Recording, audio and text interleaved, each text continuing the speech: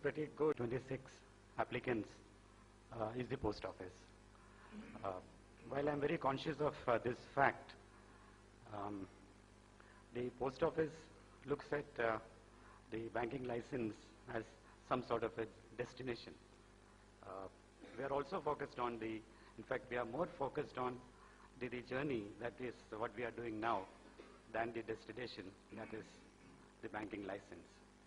Now, what we are doing now, of course, you may not know me, but my organization knows each one of you.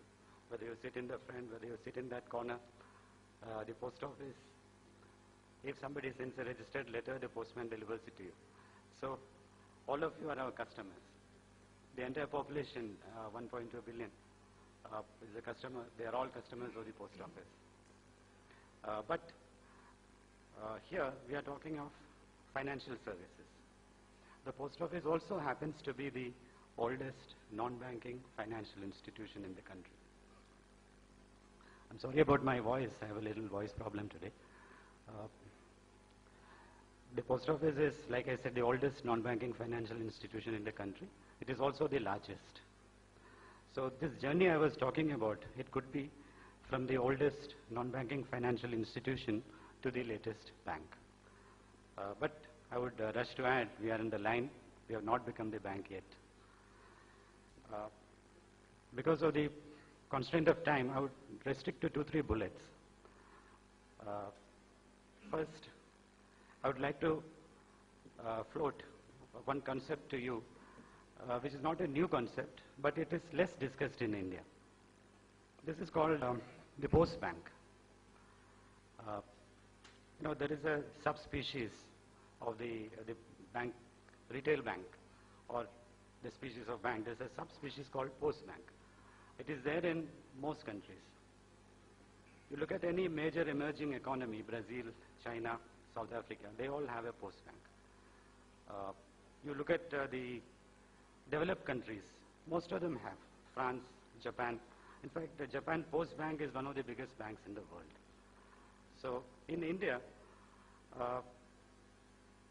so far the post office, of course the post office savings bank is familiar, but it's a bank only in name. It's not actually a bank. It's a small savings mobilization organization. But the network is there. All we need is to equip the network to become a post bank. So what are the features of the post bank? Can we actually classify the post bank as a distinct group, as a distinct category of banks? The answer is yes, because in the last decade, some of the post banks have made tremendous advances. Post Bank of China, which is a very, very recent bank, they have barely completed 5 years, a little more, but in terms of actual operations. And they are doing tremendous work. But China is a different case altogether, because the government decides that the post bank will be a success and it will be a success. But China is not an isolated case. We have the example of a country like Vietnam, quite comparable to India in terms of stage of development. Post Bank is doing fabulous job. Post Bank is essentially a retail bank, and one characteristic which was mentioned here in a different context, which distinguishes post banks, the new successful post banks, is the use of technology. They are into mobile banking in a big way. They are into internet banking. They use technology in a big way to reach all citizens, people with, in the lowest economic strata. So as a category, they are a retail bank. Another characteristic feature is accessibility. The neighborhood post office. The post office is virtually at the doorstep. Everybody knows where the post office is. The bank is, most of the time it is co-located, or the post office does correspondence work for the bank, for the post bank. So accessibility is another feature. The third one is frugal operations. Post offices are not known to be, expensive places. It's not a plush environment. all post banks, they operate on frugal economies. Another one is a philosophy of universal service. Like I said, the entire population of the country are my customers.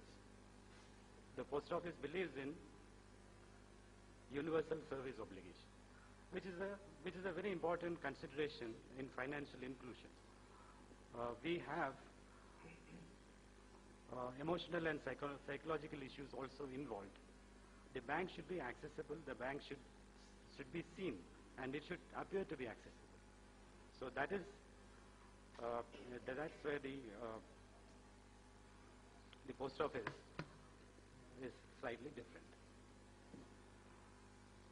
So this is one concept which I wanted to put forward to the audience, how post office makes a separate category of retail banks. Now coming to the role being played by Department of Post, by the Post Office in financial inclusion, I would just throw a few numbers at you. The number of points of presence across the country, 1.55 lakh. Number of customers, 26 crores, more than the population of most countries. Total deposits which we are managing or with us, rupees 6 lakh crores. Number of points of presence in rural areas, 1.39 lakhs. Number of people served from post office as low as 6,000.